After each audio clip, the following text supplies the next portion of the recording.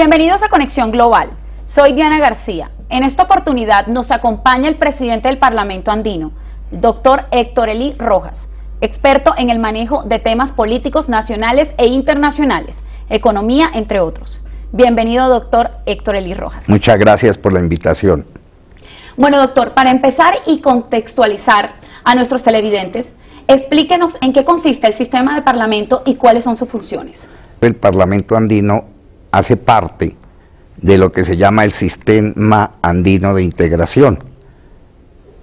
Hay otros órganos muy importantes, como el Tribunal Andino de Justicia, que funciona en Quito, la Universidad Andina Simón Bolívar, que funciona en Bolivia y en Ecuador, la Secretaría General, que funciona en Lima, la Corporación Andina de Fomento, que ahora se llama el Banco de Desarrollo de América Latina, que funciona en Caracas, el Parlamento Andino y obviamente los convenios laborales, empresariales. Es todo un sistema que nació del Acuerdo de Cartagena, luego del Pacto Andino, y que ahora se llama la Comunidad Andina. Siendo de conocimiento general su gran recorrido político y su salto del Senado de la República a presidir este importante órgano deliberante, ¿qué tanto significa para usted este gran reto? Pues ha sido una oportunidad inmensa de renovarme. Obviamente extraño el Congreso, estuve en él durante 23 años ininterrumpidos, creo que hice bien las cosas, pero hoy día se vive una nueva realidad, la realidad de la globalización, tanto de la economía como del derecho, y es cuando temas como la integración regional, la cooperación internacional, las relaciones internacionales se vuelven trascendentales. Ya los estados por sí solos no son capaces de copar las aspiraciones o las necesidades de la gente, y las normas ya no respetan las fronteras, sino que hay crimen transnacional, hay contratos transnacionales, hay reglas transnacionales, y ha sido una gran oportunidad para mí haber llegado al Parlamento Andino y desde luego hoy presidirlo, para, conociendo la realidad de nuestro Estado Nacional, ahora relacionar esa realidad con Latinoamérica especialmente. ¿Cómo lograría usted, en su calidad de presidente, un fomento en la participación ciudadana para establecer las prioridades sociales? Ese es un tema muy importante. Si no hay participación, si no incentivamos, tanto en el orden nacional como en el orden supranacional, la participación de la sociedad civil y la formación de una opinión pública participativa, responsable, preocupada, interesada en los temas de nuestra región, pues Latinoamérica, que está viviendo un momento importantísimo a nivel mundial, nos hemos vuelto punto de referencia para Estados Unidos, para Europa, para Asia, y estamos paliando las crisis internacionales de una manera bastante aceptable, pero hay que fomentar esa participación, y eso lo lograríamos, primero, creando conciencia de una ciudadanía andina, y creando conciencia de que esos ciudadanos de la región andina tienen los mismos derechos, las mismas oportunidades, los mismos deberes, y pueden en consecuencia, por encima de su nacionalidad propia, tener una nacionalidad andina que les permita reclamar sus derechos en Colombia, pero también en Perú, y también en Ecuador, y también en Bolivia, y también frente al resto de América Latina y del mundo. Bueno, doctor Elí, dentro de los desafíos regionales, ¿cuál cree usted que sería materia clave para trabajar en pro de Colombia? Pues ahorita hay un desafío muy importante, que es el de estructurar y definir los perfiles conceptuales y las realidades de cooperación y de solidaridad de UNASUR, la Unión de Naciones Suramericanas, que está en proceso de construcción. Es muy importante que converjamos hacia allá, porque en América Latina estamos viviendo un fenómeno de integración regional muy fuerte, que de pronto en Colombia se desconoce. Pero ahorita hay otro proceso de integración, que es el Mercosur. Entonces, Venezuela acaba de salirse de la Comunidad Andina y entrar al Mercosur, con Brasil, con Uruguay, con Argentina y Paraguay, que está suspendido temporalmente. Pero imagínense que Mercosur ahora es la quinta economía del mundo. Tiene 270 millones de habitantes. Tiene un Producto Interno Bruto de 3.3 billones de dólares. Es un monstruo frente a una comunidad andina en la que tenemos 110 millones de habitantes, en la que tenemos un Producto Interno Bruto mucho menor y en la que no hay un comercio muy fuerte al interior de la comunidad andina. Por otro lado, el presidente Santos en particular ha sido muy promotor de la Alianza Pacífico con Chile, con México, con Perú, seguramente ahora con Costa Rica. Entonces son procesos de integración que se van dando y en eso hay una cosa natural, geográfica, geopolítica, que es la comunidad andina. No se puede olvidar que los Andes están donde opera el sistema andino de integración y que esa geografía y esa geopolítica nos permite hacer cosas muy grandes y muy importantes para nuestros ciudadanos. Doctor, puntualmente, en una corta frase, un pronóstico en materia sociolaboral. Muy grave. La migración ha cambiado, la gente se está retornando.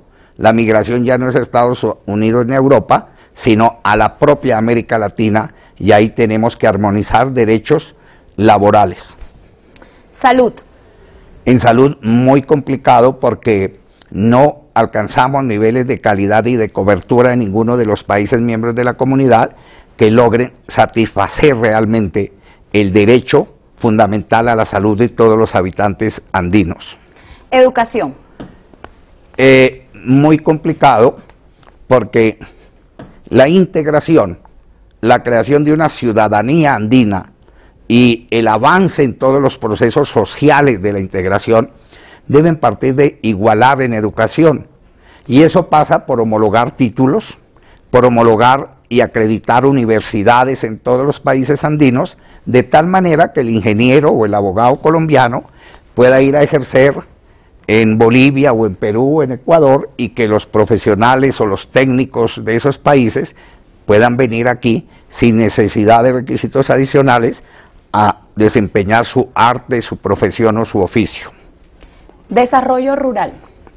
En el desarrollo rural tenemos inmensos problemas, porque nuestra comunidad andina y en general, diría yo, Latinoamérica, anda montada en un modelo de extracción y explotación de materias primas y de exportación de esas materias primas. Sobre eso es que cabalga Chile y Bolivia y Ecuador y Colombia, y el tema rural no se está enfrentando con la urgencia que requiere. La desigualdad es muy dura en las ciudades, pero en todos los pueblos andinos la desigualdad entre el ciudadano que habita el casco urbano y el que habita el área rural es catastrófica. Devastador.